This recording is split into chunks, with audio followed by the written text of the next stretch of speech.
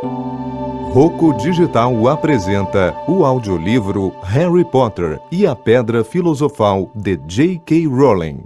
Narração Jorge Rebelo. Para Jessica, que gosta de histórias. Para Anne, que gostava também. E para Dai, que foi quem ouviu esta primeiro. Capítulo 1. O Menino que Sobreviveu. O senhor e a senhora Dursley, da Rua dos Alfeneiros, número 4, se orgulhavam de dizer que eram perfeitamente normais. Muito bem, obrigado. Eram as últimas pessoas no mundo que se esperaria que se metessem em alguma coisa estranha ou misteriosa, porque simplesmente não compactuavam com esse tipo de bobagem. O Sr. Dursley era diretor de uma firma chamada Grunnings, que fazia perfurações. Era um homem alto e corpulento, quase sem pescoço, embora tivesse enormes bigodes.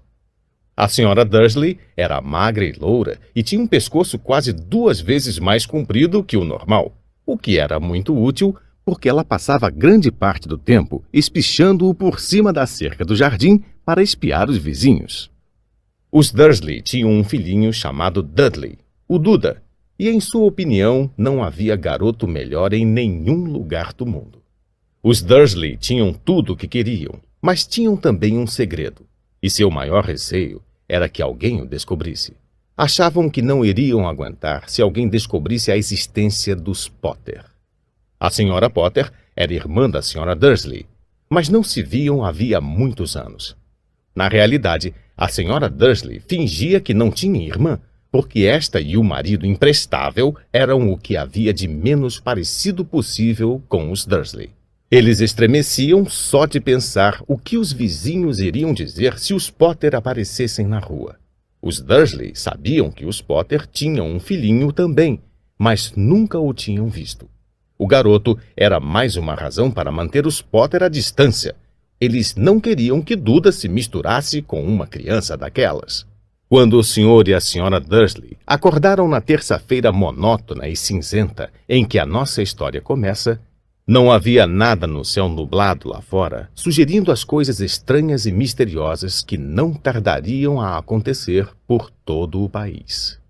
O Sr. Dursley cantarolava ao escolher a gravata mais sem graça do mundo para ir trabalhar, e a Sra. Dursley fofocava alegremente enquanto lutava para encaixar um Duda aos berros na cadeirinha alta.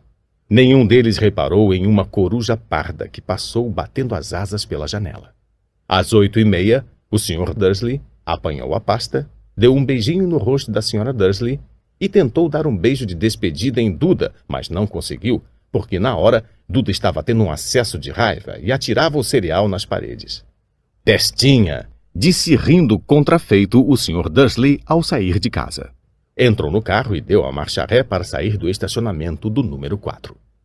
Foi na esquina da rua que ele notou o primeiro indício de que algo estranho ocorria. Um gato lia um mapa.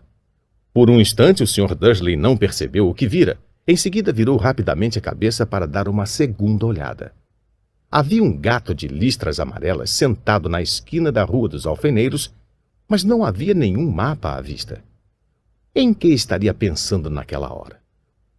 Devia ter sido um efeito da luz. Ele piscou e arregalou os olhos para o gato. O gato o encarou.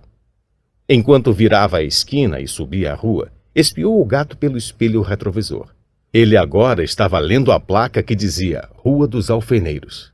Não, estava olhando a placa. Gatos não podiam ler mapas, nem placas. O Sr. Dursley sacudiu a cabeça e tirou o gato do pensamento. Durante o caminho para a cidade, ele não pensou em mais nada, exceto no grande pedido de brocas que tinha esperanças de receber naquele dia. Mas, ao sair da cidade, as brocas foram varridas de sua cabeça por outra coisa. Ao parar no costumeiro engarrafamento matinal, não pôde deixar de notar que havia uma quantidade de gente estranhamente vestida andando pelas ruas. Gente com capas largas. O Sr. Dursley não tolerava gente que andava com roupas ridículas. Os trapos que se viam nos jovens. Imaginou que aquilo fosse uma nova moda idiota. Tamborilou os dedos no volante e seu olhar recaiu em um grupinho de excêntricos parados bem perto dele. Cochichavam excitados. O Sr. Dursley se irritou ao ver que alguns deles nem eram jovens. Ora, Aquele homem devia ser mais velho do que ele e usava uma capa verde esmeralda. Que petulância! Mas então ocorreu ao Sr. Dursley que se tratava provavelmente de alguma promoção boba. Essas pessoas estavam obviamente arrecadando alguma coisa. Devia ser isto. O tráfego avançou e, alguns minutos depois, o Sr. Dursley chegou ao estacionamento da Grunnings, o pensamento de volta às brocas. O Sr. Dursley sempre sentava de costas para a parede em seu escritório no 9º andar. Se não o fizesse, talvez tivesse achado mais difícil se concentrar em brocas daquela manhã. Ele não viu as corujas que voavam velozes em plena luz do dia, embora as pessoas na rua as vissem. Elas apontavam e se espantavam enquanto coruja atrás de coruja passava no alto. A maioria jamais viram uma coruja mesmo à noite. O Sr. Dursley, porém, teve uma manhã perfeitamente normal sem corujas. Gritou com 5 pessoas diferentes, deu vários telefonemas importantes e gritou mais um pouco. Estava de excelente humor até a hora do almoço, quando pensou em esticar as pernas e atravessar a rua para comprar um pãozinho doce na padaria defronte. Esquecera completamente as pessoas de capas, até passar por um grupo delas próximo à padaria. Olhou-as com raiva ao passar. Não sabia o porquê, mas elas o deixavam nervoso. Essas cochichavam agitadas também, mas ele não viu nenhuma latinha de coleta. Foi ao passar por elas, na volta, levando uma grande rosca açucarada em um saco, que entreouviu algumas palavras do que diziam. Os Potter, é verdade, foi o que ouvi. O filho deles, Harry. O Sr. Dursley parou de repente. O medo invadiu-o. Virou a cabeça para olhar as pessoas que cochichavam como se quisesse dizer alguma coisa, mas pensou melhor. Atravessou a rua depressa, correu para o escritório, disse rispidamente à secretária que não o incomodasse, agarrou o telefone e quase terminara de discar o número de casa quando mudou de ideia. Pôs o fone no gancho e alisou os bigodes pensando. Não, estava agindo como um idiota. Potter não era um nome tão fora do comum assim. Tinha certeza de que havia muita gente chamada Potter com um filho chamado Harry. Pensando bem, nem sequer tinha certeza de que o sobrinho tivesse o nome de Harry. Jamais vira o menino. Talvez fosse Ernesto ou Eduardo.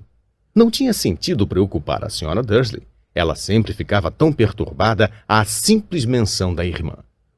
Não a culpava. Se ele tivesse uma irmã como aquela... Mas mesmo assim, aquelas pessoas de capas... Achou bem mais difícil se concentrar nas brocas aquela tarde. E quando deixou o edifício às 5 horas, continuava tão preocupado que deu um encontrão em alguém parado ali à porta. Desculpe, murmurou, quando o velhinho cambaleou e quase caiu. Levou alguns segundos até o Sr. Dursley perceber que o homem estava usando uma capa roxa. Não parecia nada aborrecido por ter sido quase jogado ao chão. Ao contrário, seu rosto se abriu em um largo sorriso e ele disse numa voz esganiçada que fez os passantes olharem. Não precisa pedir desculpas, caro senhor, porque nada poderia me aborrecer hoje. Alegre-se, porque o você sabe quem finalmente foi-se embora. Até trouxas como o senhor deviam estar comemorando um dia tão feliz. E o velho abraçou o Sr. Dursley pela cintura e se afastou. O Sr. Dursley ficou pregado no chão. Fora abraçado por um completo estranho. E também achava que fora chamado de trouxa, o que quer que isso quisesse dizer. Estava abalado. Correu para o carro e partiu para casa, esperando que estivesse imaginando coisas, o que nunca esperara que fizesse, porque não aprovava a imaginação. Quando entrou no estacionamento do número 4, a primeira coisa que viu, e isso não melhorou o seu estado de espírito, foi o gato listrado que notara aquela manhã. Agora, ele estava sentado no muro do jardim. Tinha certeza de que era o mesmo. As marcas em volta dos olhos eram as mesmas. Chispa! Disse o Sr. Dursley em voz alta. O gato não se mexeu. Apenas lançou-lhe um olhar severo. Será que isto era um comportamento normal para um gato? Pensou o Sr. Dursley. Continuava decidido a não comentar nada com a esposa. A Sra. Dursley tivera um dia normal e agradável. Contou-lhe durante o jantar os problemas da senhora do lado com a filha, e ainda que Duda aprendera uma palavra nova, nunca. O Sr. Dursley tentou agir normalmente. Depois que Duda foi se deitar, ele chegou à sala em tempo de ouvir o último noticiário noturno. E, por último, os observadores de pássaros em toda parte registraram que as corujas do país se comportaram de forma muito estranha hoje. Embora elas normalmente caçem à noite e raramente apareçam à luz do dia, centenas desses pássaros foram vistos hoje voando em todas as direções desde o alvorecer. Os especialistas não sabem explicar por que as corujas de repente mudaram o seu padrão de sono. O locutor se permitiu um sorriso. Muito misterioso. E agora com Jorge Mendes, o nosso boletim meteorológico. Vai haver mais tempestades de corujas hoje à noite, Jorge? Bom, Eduardo, disse o meteorologista, não sei lhe dizer, mas não foram só as corujas que se comportaram de modo estranho hoje. Ouvintes de todo o país têm telefonado para reclamar que, em vez do aguaceiro que prometi para ontem, eles têm tido chuvas de estrelas. Talvez alguém ande festejando a Noite das Fogueiras uma semana mais cedo este ano. Mas posso prometer para hoje uma noite chuvosa. O Sr. Dursley ficou paralisado na poltrona. Estrelas cadentes em todo o país? Corujas voando durante o dia? Gente misteriosa usando capas por todo o lado? E um cochicho a respeito dos Potter. A Sra. Dursley entrou na sala trazendo 2 xícaras de chá. Não adiantava. Teria que lhe dizer alguma coisa. Pigarreou nervoso. Petúnia, querida, você não tem tido notícias de sua irmã ultimamente? Conforme esperava, a Sra. Dursley pareceu chocada e aborrecida. Afinal, normalmente fingiam que ela não tinha irmã. Não, respondeu ela seca. Por quê? Uma notícia engraçada, murmurou o Sr. Dursley. Corujas, estrelas cadentes, e viu uma porção de gente de aparência estranha na cidade hoje. E daí? Cortou a Sra. Dursley. Bem, pensei, talvez, tivesse alguma ligação com, sabe, o pessoal dela. A Sra. Dursley beberucou o chá com os lábios contraídos. O Sr. Dursley ficou em dúvida se teria coragem de lhe contar que ouvira o nome Potter. Decidiu que não. Em vez disso, falou com a voz mais displicente que pôde. O filho deles teria mais ou menos a idade do Duda agora, não? Suponho que sim, respondeu a Sra. Dursley, ainda seca. Como é mesmo o nome dele? Ernesto, não é? Harry. Um nome feio e vulgar, se quer saber minha opinião. Ah, é, disse o Sr. Dursley, sentindo um aperto horrível no coração. É, concordo com você. Não disse mais nenhuma palavra sobre o assunto a caminho do quarto onde foram se deitar. Enquanto a Sra. Dursley estava no banheiro, o Sr. Dursley foi devagarinho até a janela e espiou o jardim da casa. O gato continuava lá.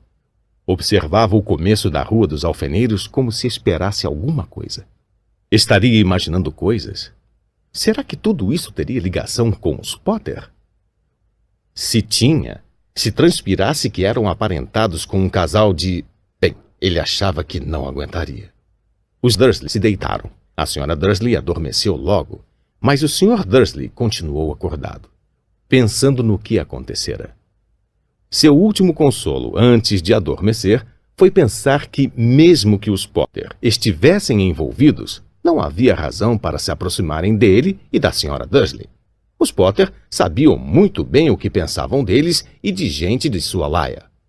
Não via como ele e Petúnia poderiam se envolver com nada que estivesse acontecendo.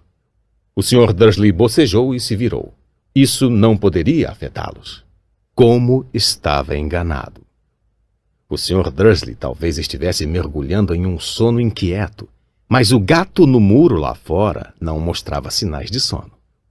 Continuava sentado imóvel como uma estátua, os olhos fixos na esquina mais distante da Rua dos Alfeneiros.